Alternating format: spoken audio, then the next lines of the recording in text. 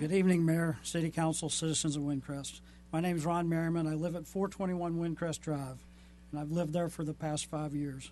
I had been a member of the volunteer fire department for 4 years, and I also served and currently serve as a board member for the Windcrest Volunteer Fire Association Incorporated in various positions, and have been doing that for now going on 4 years. I'm here tonight to talk about the agreement between the City of Windcrest and the Windcrest Volunteer Fire Bugle Crew. First, I'd like to mention in August of 2015, when the city hired Jeffrey Tom of Martin Kuchek Tom LLP to try and bully their way into the financial affairs of the Windcrest Volunteer Fire Association, Inc., disguised as a part of the Texas Rangers investigation. It was brought up by the City Council that it was against the law for a city employee to work on nonprofit stuff while being paid by the city. The fire department secretary was reassigned to do permits as her primary job and allowed to do fire department duties if time permitted, but was told specifically she was not allowed to work on fire association items unless she had clocked out. This lasted through 4 secretaries. The same rule applied for the fire chief since he was being paid by the city as a city employee. Now the fire chief has filed to start a nonprofit and signed a contract with the city of Windcrest.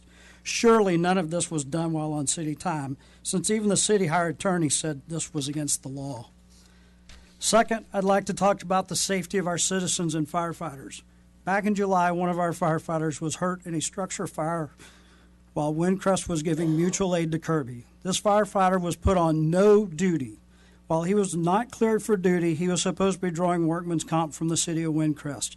He had to constantly fight for his workman comp payments and was out of work for almost 3 months. During this time, he was not cleared for any type of duty. He was allowed to drive Windcrest fire engines and operate them during structure fires and allowed to perform as command on fire grounds. I will not go into the type of injury he sustained, but it should be understood it was serious enough to not be cleared for almost 3 months.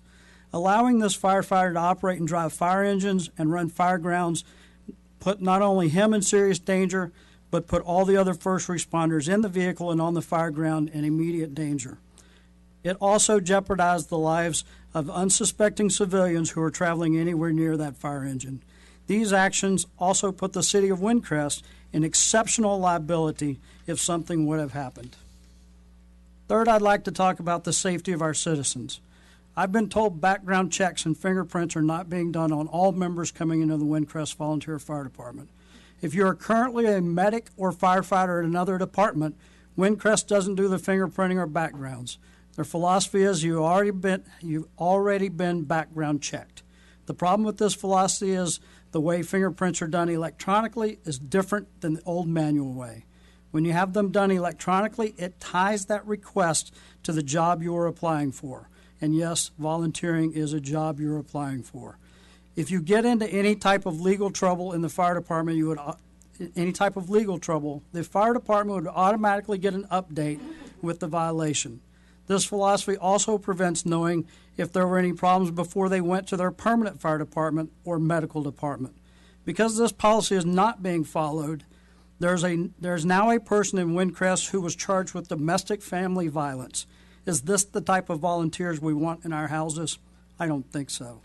I cannot speak for all the members of the Windcrest Volunteer Fire Association, but as for me, this is my community where I live, and I am here to serve and protect my fellow citizens. So let's stop using our volunteers as political pawns and put back in place the association who has honorably and successfully served this community for decades. And I'd like to add one other thing.